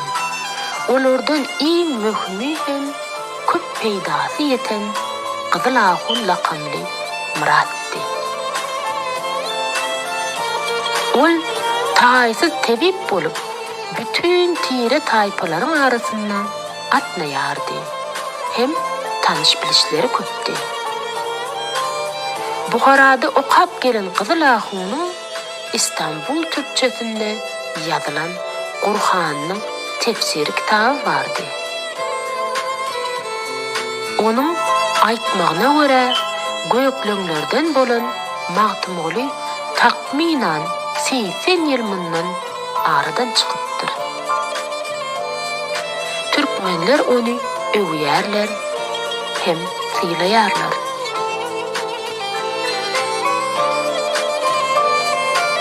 Alim adam bolan hem de Buharada okan Gyzylahun'un sözleri anamly bolup görünýär.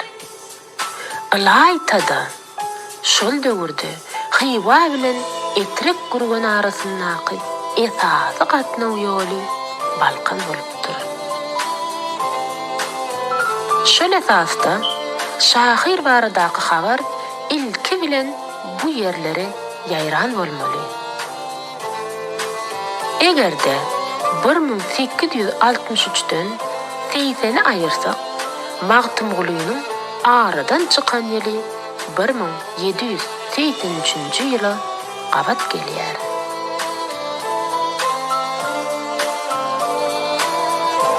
Şahyryň Jergelanyň neberelerinden merhum Garişan Muhammedi 1985-nji ýylda maňa şeýle diýipdi. Gerkezlerden diňe atam, atişan, ağaçını berdi. Hatta Magtymguly da ağaçını berip bilmändir. Diýmek, şahyrymyz 60 töweregi ýaşan bolmaly.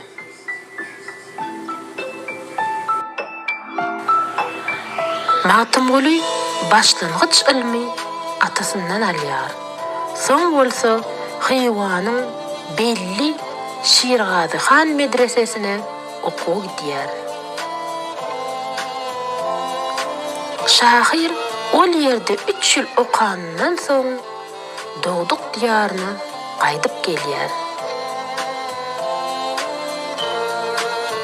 Käbir riwayetlere görä, şahyr Halajyň İdris Baba medresesinde hem okapdyr. Riwayetlere görä, ol Buharada okap ýören döwründe Siriyeli Türkmen Bahir ogly Nuri Kazim bilen tanışyp, bilelikde Türkistanyň köp ýerlerini syýahat edip, kabulyň üssü bilen Lahora çenli ziyaret edenmiş.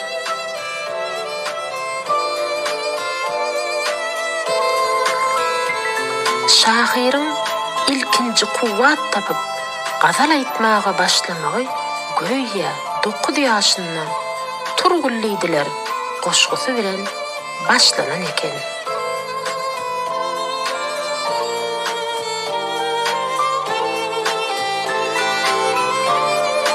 Magtymgulynyň ýaşan döwri 18-nji asyr. Türkmen halkynyň iň galawa gowply döwri bolupdyr. Bu ýagdaý 1736-njy ýyldan soň, ýagny Nedirşah özüni Eýranyň şahy hökmünde jar edenden soň hassa çylşyrmly bolýar.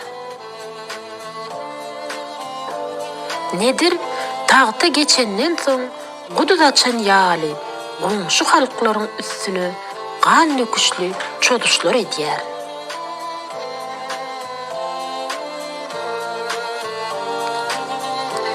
Onuň ganly gylyjy Awganystana, Hindistana we Türkistana şowurdap günäsiz oturan ýylatyň üstünden inýär.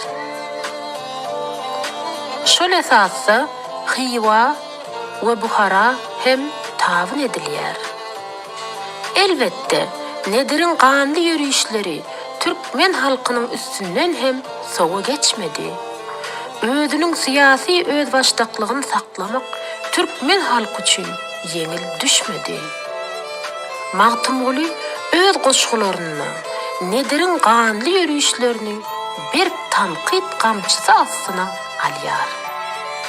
Şahyr şa bilen allym berdimli söwüşe girýär. Riwayetlere görä, Magtymgulynyň golýazmalary Gızylbaşlaryň şol talaňçylykly ýürüşleri netijesinde ýok bolupdyr.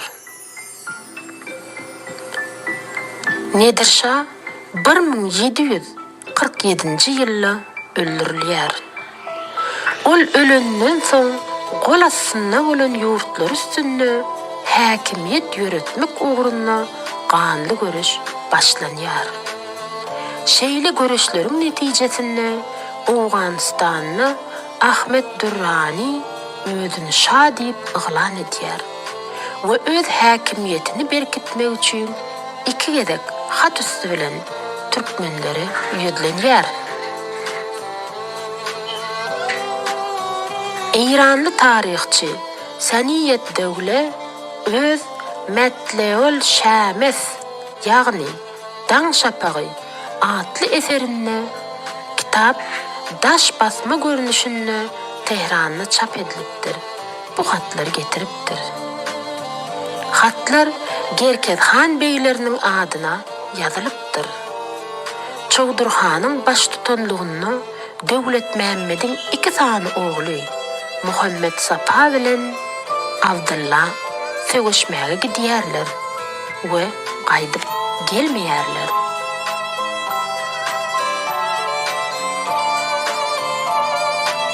Magtymguly atasından ruhsat dilep, doganlarynyň gözlegine çykmakçy bolýar. Emma iki oğlunyň ýogyny ýanan Azady ona ruhsat bermeýär. Şahir öz oğlum Azadym goşgusyny bu hakda ýatlapdyr.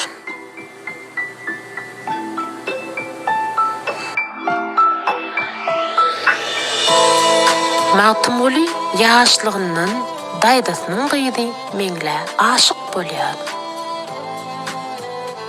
Aýdylşyna görä, meňliğiniň hakyky ady Ýaňybek bolup, Magtymguly ışık syryny ile ýaýmajak bolup, onuň adyny Meňli diýip tutupdyr.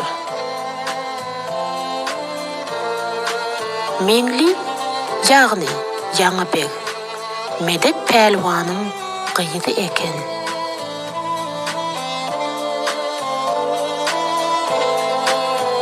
Magtymguly Hywada okap ýören döwründe meňliğiniň Şyhym harpyga berilýändigini eşitip, onuň bilen eden ähdi peýmanyny ýatlap, Nowruzdan seni diýen atly setirleri ýazypdyr.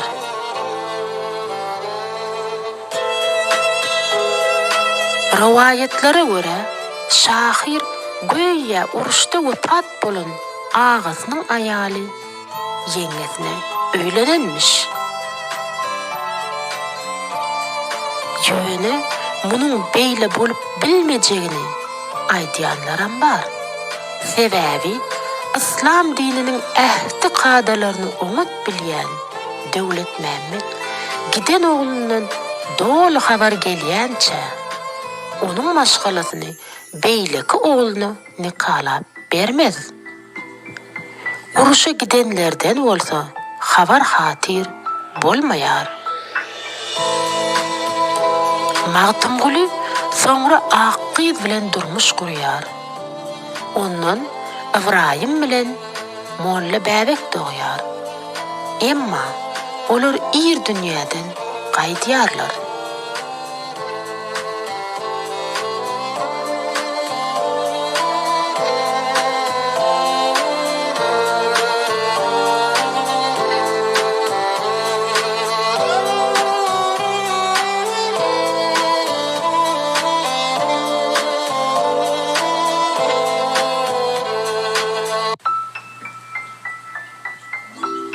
Şahyryň ady hem lakamy barada bir kelam agyz söz. Magtymguly diýmek näme? Bu arapça iki sözden ibaret. Mahtum Arap dilinde tamamlanan, gutoran, hatm edilen.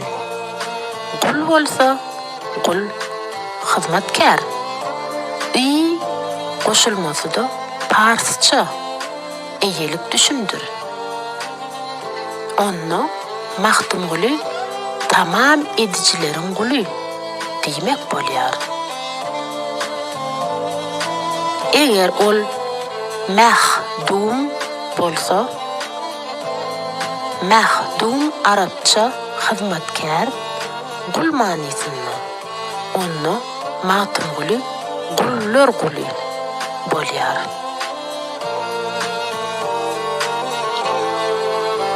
Käbir daş basmalarda ol mahtem guly görnüşinde de ýazylypdyr.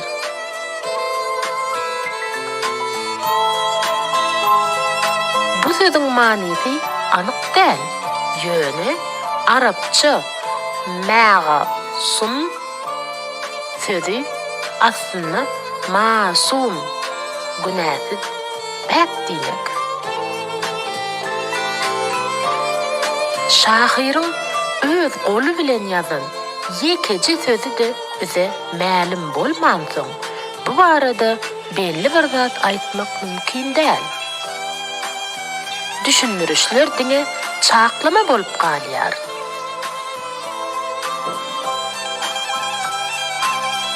Pragy diýmek näme? Arapçada munyň iki görnüşi bir-birinden tapawutly iki türlü manisi var. Hem de iyi koşulması iyilik düşündür. Prag eger ferag asuda sözünden gelýän bolsa, onda ol dünýäden bar aladadan boş adam manysyndan. Bir yerde magtym guly adyň dönni Praga pary bolup çek özüňi garaga diyen setre kabat gelýäris.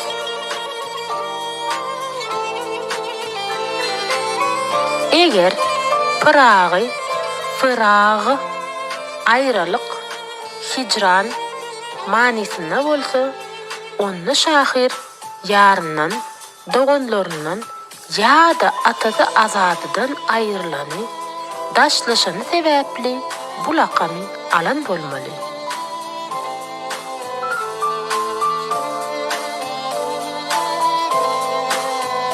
Munyň da aslynda nähili ýazylyşyny bilmänimiz üçin belli bir zat aýtmakdan saklanýarys.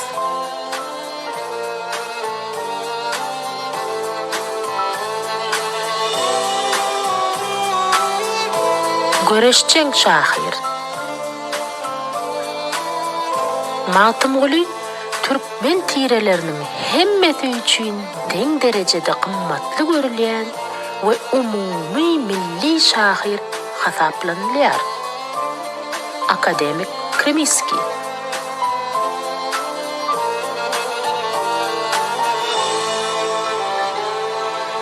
Matymguly öz döwrüniň uly akyllary, döwrüniň sosial hem syýasy durmuşyna çoň hem giň dünýä garaýşy bilen göz ýetiren şahsiýet.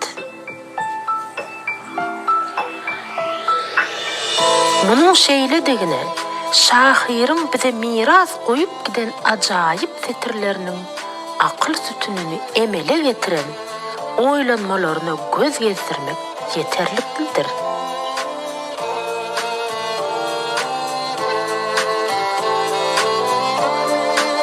Şahir türkmen halkynyň syýasy durmuşyna ýüze çykan agyr şertlerine çeper analiz bermek bilen bu ýagdaýdan diýinmagyň ýoluny agtarýar.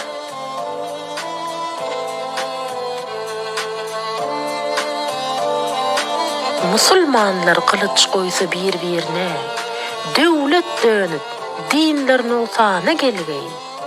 Zulüm eylep bir-birin salsa esire, pelek bu pikirden puşmana gelgeyin. Bir-birini çapmak ermes erlikden, bu iş şeytanidir, belki körlükden.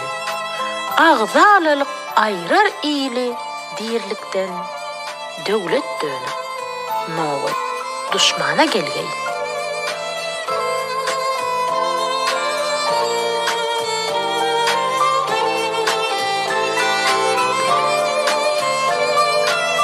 Bu setirlerde öňe sürülen pikre, gönden göni, beýik şahyryň öz döwrüniň syýasy guruluşyny analizlemek netijesinde orta goýan jemgyýetçilik syýasy ähmiýetli açyşy hökmüne baha bermek dogry bolar. Sebäbi Magtymguly çenni 18-nji asyr türkmenleriň jemgyýetçilik syýasy durmuşyny analizläp şeýle dogry netije gelen başga bir akyllarymyz ýok diýsem boljak.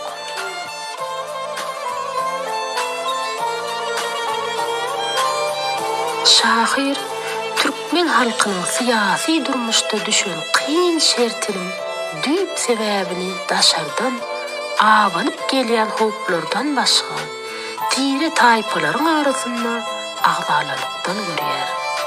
Has takygy şahir öz kalbyny lerzany salan bu aýylganç hakykaty düýp teýkary bilen ýazgarýar. Uly pährimdar tire taypa düşmançylygynyň mewjuran döwründe munyň türkmen halkynyň ykbalyny yitmez tagma bolup duranlygyny aýdyň göz ýetirýär. Derdim bar diyarymdan döwrümden, hayır kaysy, ihsan kaysy bilinmez. Zalimlaryň jepasyndan, jebirinden, İslam kaysy, iman kaysy bilinmez. Hakykatdan hem öz doğduk diýarynyň derdi, ýaşan döwrüniň derdi, hut şahyryň öz derdi bolupdyr. Sebäbi magtymly öz ülkesiniň, öz zamanasynyň ağısyny ağlan şahyr.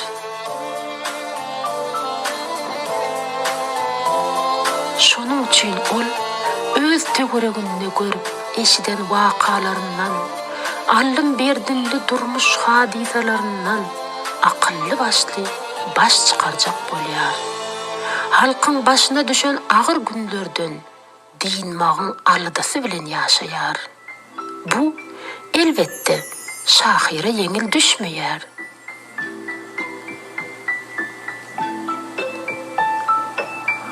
Ol agyr oýlardan soň özüniň çykalga tapman kösenýänligini, umytdan düşüp aljyrap oturanlygyny gizlejek bolmaýar. Türkmen topragyny daşarky düşmanlaryň talaňçylykly çoduşlarynyň dowam edýän döwründe tire taýpalaryň özara oňuşman, bir-birini çapyp ýörmeginiň hakykatyny şahyr ölüm bilen deňeýär.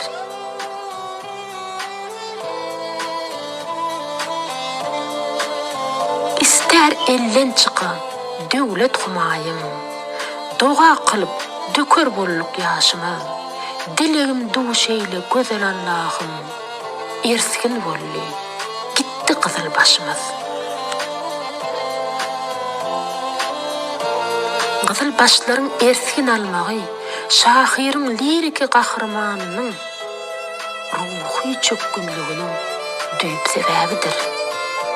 Ol düşman ordasynyň türkmen topragyna ganly toýnagynyň düşmezligi üçin giýje gündüz doga kılmagy, nalyşly dilek etmäni hem taýýar. Hazyrt geden çöllü iller ýaýylsyn, ýurt binamyz gaýym bolsun, goýulsun. Çillemis nerlerimiz barça ayılsın, bir suprada eda olsun aşıma.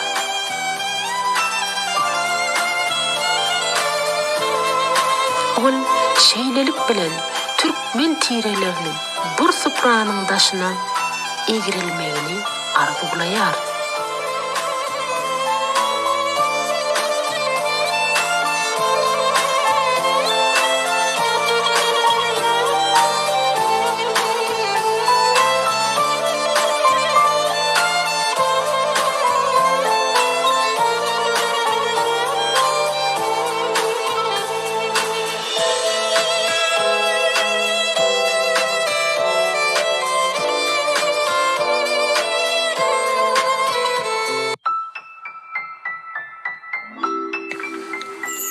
Ol şeýlelik bilen türkmen tireleriniň bir supranyň daşyna egirilmegini arzuwlaýar.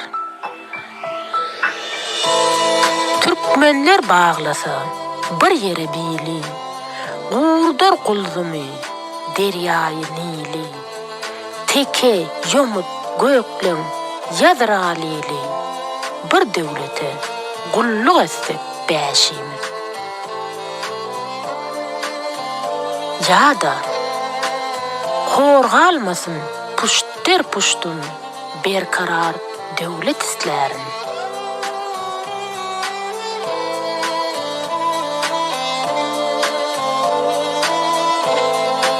Şahyr öz öňe süren ideýasynyň türkmenler bir millet hökmünde ýaşamalymy ýa-da ýaşamaly dälmi diýilýän heýhatly döwür bilen baglydygyny notaýar. Şoňa görä şahyryň jandan syzdyrıp gaýtaladygy ýaly türkmen tire taýpalarynyň birligi, jan gerekmi bıçak döwrüniň öňe çykaran talaby.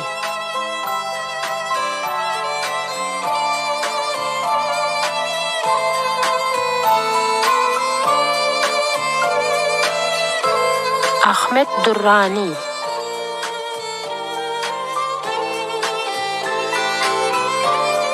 Ahmet Durrani 1754-nji ýylyň 28-nji martynda Gökleňleri 2-nji hatyny ýazypdyr.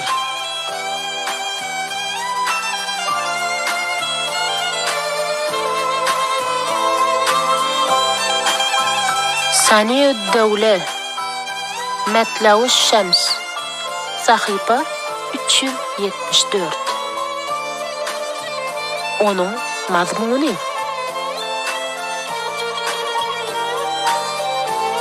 merhemetli we uly derejeli Muhammed Weli Han, Adnagly çykan,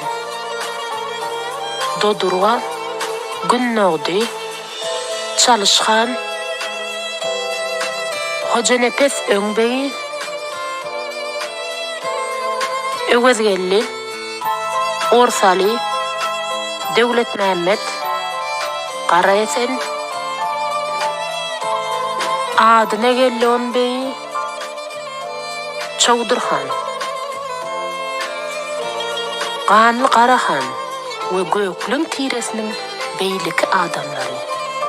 Onuň aly hezretleri, Hudaýyň kölügüsi padşanyň tükeniksiz mährine we uçursuz köp hoşamatlygyna duçar boldular.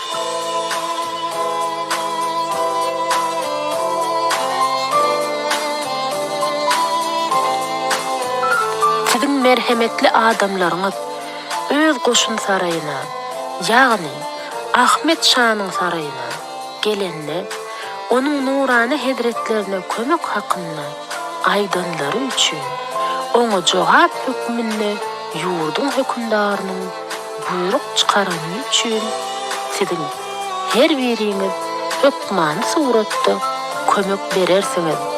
Musulman dini uğrunda göreşýän garamağınızdaky adamlaryň üstüni ýetirip olary söwüşe taýýar edip saklarsynız. Biz hem olary gyş wagty guturup Nowruz bayramçylygyny bellenenden soň ýerine ýetirilmesi hökman bolan buyruk çykaryp çağırarız. Häzir bahar pasly geleni üçin ýakyn günlerde onuň aly hezretleri Eýrany basyp almak üçin görüşe uğraýar.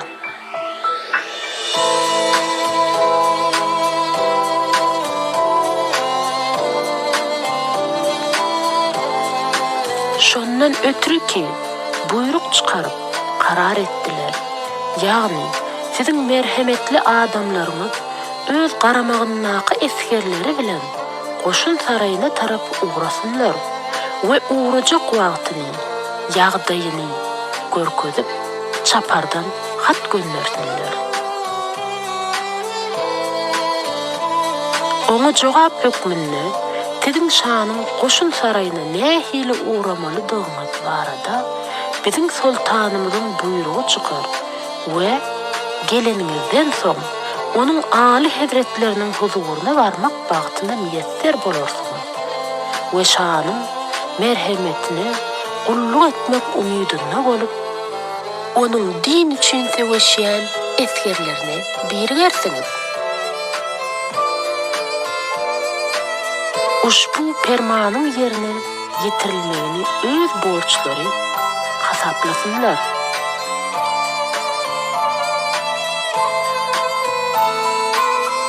Magtymgulynyň Kemalhan Oğan diýen şahsiýeti Ahmethan Durrani.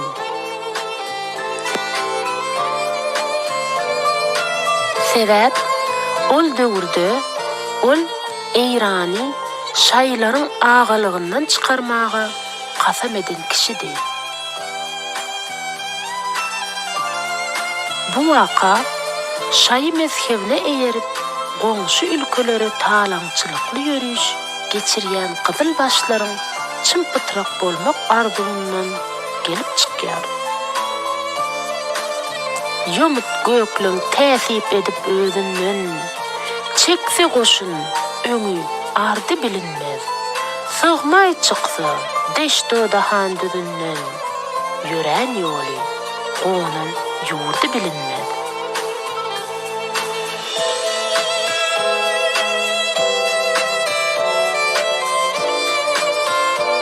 Naýda wazy bardyr nökürden, 4000 pillary var gala ýykardan. Teke salır ýürüş etse ýokurdan, öňünde çömüç kefek gerdi bilinmez.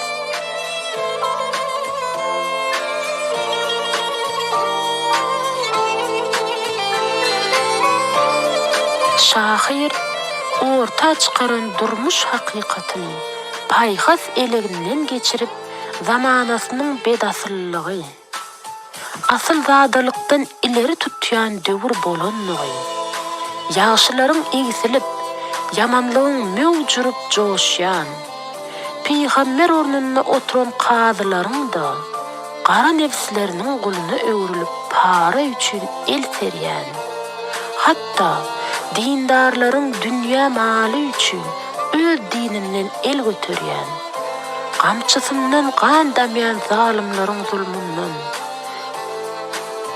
garip fukaranyň horlanýan, ejir çekýän, asylsyz beglere döwran dolanyp, şunluk haramlygyň artan zamanysy bolanlygyny we şol zamanyň pesat bolanyny ýazyp pandan bakaýa gitmeli. Bolýanlygy üçin gussal oýlaryň gerdabyndan çykyp bilmeýär. Döwrüň kemçiliklerini düzetmek üçin şahyr çäre agtarýar. Bakın bu eýýamy, görün gerdişi, pahyra zulmetmek zalimiň işi, hak ýolunda dogry geden derwişi goýmadylar öz halyna ýatmaga.